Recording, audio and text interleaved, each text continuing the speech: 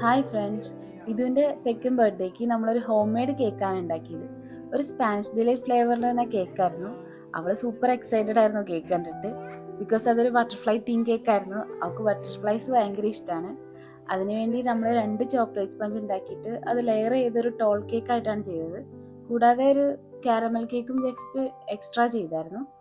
ഇതിനു വേണ്ടി നമ്മളൊരു കപ്പ് മൈദ, അതിലേക്ക് 1 സ്പൂൺ ബേക്കിംഗ് പൗഡറും പിന്നെ ഒരു പിഞ്ച് സോൾട്ടും, പിന്നെ ഇതിലേക്ക് ഒരു 1/4 ടീസ്പൂൺ ബേക്കിംഗ് സോഡ ഇട്ടു.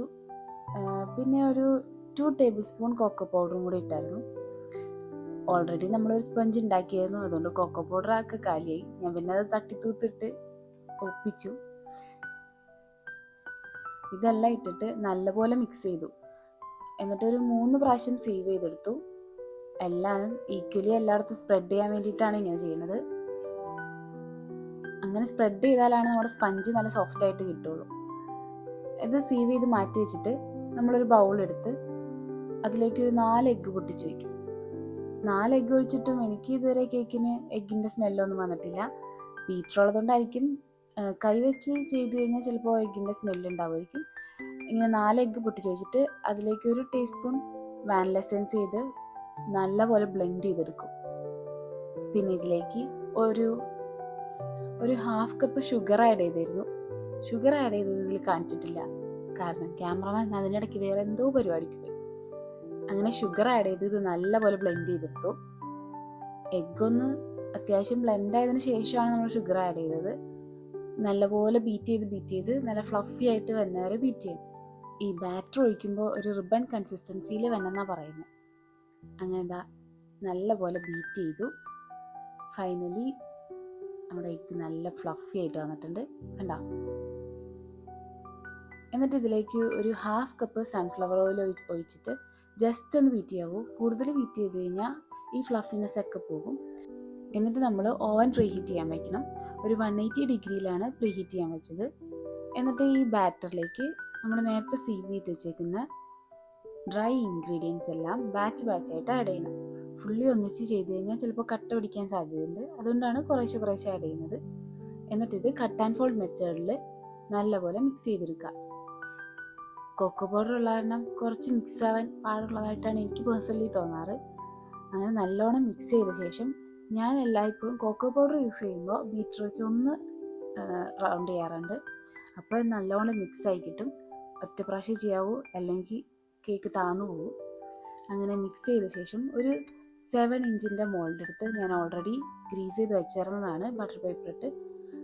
ഈ ബാറ്റർ മോൾഡിലോട്ട് വെച്ചിട്ട് നല്ലോണം സ്പ്രെഡ് ചെയ്ത് കൊടുക്കണം. ടൂത്ത് പിക്ക് വെച്ചാണ് സ്പ്രെഡ് ചെയ്യാറ്.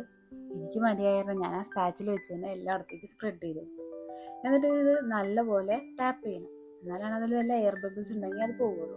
പിന്നെ ഓവനിൽ വെച്ചിട്ട് ഞാനെപ്പോഴും 160ലാണ് സെറ്റ് ചെയ്യാറ്. കാരണം എനിക്ക് 180 ഒക്കെ വയ്ക്കുമ്പോൾ ഹീറ്റ് കൂടുതലുള്ള പോലെ തോന്നാറുണ്ട്. അങ്ങനെ 160 ഡിഗ്രിയിൽ ഒരു 40 മിനിറ്റ്സ് കുക്ക് ചെയ്തെടുത്തു. ആ 40 മിനിറ്റ്സ് കഴിഞ്ഞ് നമ്മളിപ്പോൾ തുറന്ന് കേക്ക് സെറ്റായിട്ടുണ്ട്. ഈ കേക്ക് ഒരു ടൂത്ത് പിക്ക് വെച്ച് കുത്തി നോക്കണം, ഉള്ളു വെന്തിട്ടുണ്ടോയെന്ന് അറിയാൻ. നമ്മുടെ കേക്ക് വെന്തിട്ടുണ്ട്. അപ്പോൾ തന്നെ ഡിമോൾഡ് ചെയ്തിട്ട് അതിൻ്റെ ബട്ടർ പേപ്പറെല്ലാം എടുത്ത് റിമൂവ് ചെയ്തു. ഇതാണ് നമ്മൾ 3 കേക്ക് ഉണ്ടായത്. ഇനി നമ്മൾ ഫ്രോസ്റ്റിങ്ങിന് വേണ്ടിയുള്ള ക്രീം റെഡിയാക്കാൻ പോവാം. ഞാൻ റിച്ച് ആണ് എടുക്കാറ്, എപ്പോഴും റിച്ച് അവൈലബിൾ അല്ലായിരുന്നു. അതുകൊണ്ട് പിന്നെ ഫിയോണ വെച്ച് അഡ്ജസ്റ്റ് ചെയ്തു. നമ്മൾ 2 കപ്പ് ഫിയോണയുടെ ക്രീം എടുത്ത് നല്ലപോലെ ബീറ്റ് ചെയ്തെടുത്തു. ഇത് സ്പാനിഷ് ഡിലൈറ്റ് ഫ്ലേവർ ആയതുകൊണ്ട് ഇതിലോട്ട് നമ്മൾ കുറച്ച് ഐറ്റംസ് ആഡ് ചെയ്തിട്ടുണ്ട്. ഇതിന് വേണ്ടി മെയിനായിട്ട് എടുത്ത് ഷുഗർ ബട്ടർ ഇട്ടിട്ട് കാരമലൈസ് ചെയ്തെടുത്താണ് ചെയ്തത്. അത് കുറച്ചൊന്ന് ടൈറ്റ് ആയിപ്പോയി, അതുകൊണ്ട് നമ്മുടെ ക്രീമിനെ അത് നല്ലോണം എഫക്റ്റ് ചെയ്തിട്ടുണ്ട്. അങ്ങനെ ആ കാരമൽ സോസും പിന്നെ അതിലോട്ട് ഒരു 2 ടേബിൾ സ്പൂൺ ബൂസ്റ്റും 1 ടീസ്പൂൺ കോഫി പൗഡറും ആഡ് ചെയ്തിട്ട് നല്ലപോലെ ബീറ്റ് ചെയ്തെടുത്തു. ഈ കാരമൽ സിറപ്പ് നമ്മുടെ ബീറ്ററും നല്ലപോലെ പിടിച്ചേക്കായിരുന്നു, അതുകൊണ്ട് നല്ല പാടായിരുന്നു അതൊന്ന് ബ്ലെൻഡ് ചെയ്തെടുക്കാൻ. പിന്നെ നമ്മൾ സ്പഞ്ച് വെച്ചിട്ട് അതൊന്ന് ഷുഗർ സിറപ്പ് വെച്ച് വെറ്റ് ചെയ്തിട്ട് ഈ ക്രീം അതിലോട്ട് സ്പ്രെഡ് ചെയ്തെടുത്തു. ഈക്വലി സ്പ്രെഡ് ചെയ്യാൻ വേണ്ടിയിട്ടാണ് പൈപ്പിംഗ് ബാഗ് എടുത്തത്. പക്ഷേ ഈ ക്രീം പൈപ്പിംഗ് ബാഗ് ചെയ്ത് പുറത്ത് വരാൻ നല്ല ബുദ്ധിമുട്ടായിരുന്നു. പിന്നെ അതൊന്ന് അഡ്ജസ്റ്റ് ചെയ്തെടുത്തു. പിന്നെ നമ്മൾ ഈ നട്ട്സ് കാരമലൈസ് ചെയ്തെടുത്തിട്ട് ഒന്ന് ക്രഷ് ചെയ്താണ്. ഈ സ്പാനിഷ് ഡിലൈറ്റിൽ എപ്പോഴും എന്തെങ്കിലും ഒരു ബൈറ്റ് ചെയ്യാനുണ്ടാവുമല്ലോ, ആ ഒരു ഫീല് കിട്ടാൻ വേണ്ടിയിട്ടാണ് നമ്മൾ ഈ നട്ട്സ് ആഡ് ചെയ്ത് കൊടുത്തത്. ഈ നട്ട്സ് നല്ലപോലെ എല്ലായിടത്തും സ്പ്രെഡ് ചെയ്ത് കൊടുത്തിട്ട് അടുത്ത ലെയർ വെച്ച് കൊടുക്കും. അങ്ങനെ അത് ഇട്ട് കൊടുത്തു. നെക്സ്റ്റ് ലെയർ വെച്ചു.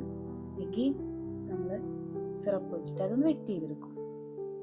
അത് വെറ്റ് ചെയ്തെടുത്തിട്ട് സെയിം പ്രൊസീജിയർ തന്നെയാണ് അടുത്ത ലെയറിലെല്ലാം ചെയ്യുന്നത്. സോറി ഗൈസ്, പൈപ്പ് ബാഗിന് ഇത് പുറത്തു വരാൻ നല്ല ബുദ്ധിമുട്ടായിരുന്നു.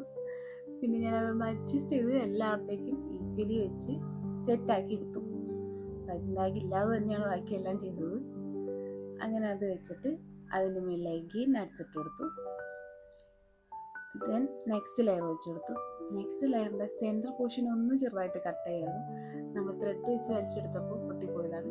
പിന്നെ ഞാനത് ആ പൊട്ടിപ്പോയ ഭാഗം അതുപോലെ തന്നെ പ്ലേസ് ചെയ്തിട്ട് ഒന്ന് സെറ്റാക്കിയത്. അങ്ങനെ എല്ലാ ലെയറും നമ്മൾ സെറ്റ് ചെയ്തെടുത്ത് ക്രീം വെച്ചിരുന്നു ക്രം കോട്ട് ചെയ്തിട്ട് ഫ്രിഡ്ജിലേക്ക് വെച്ചു.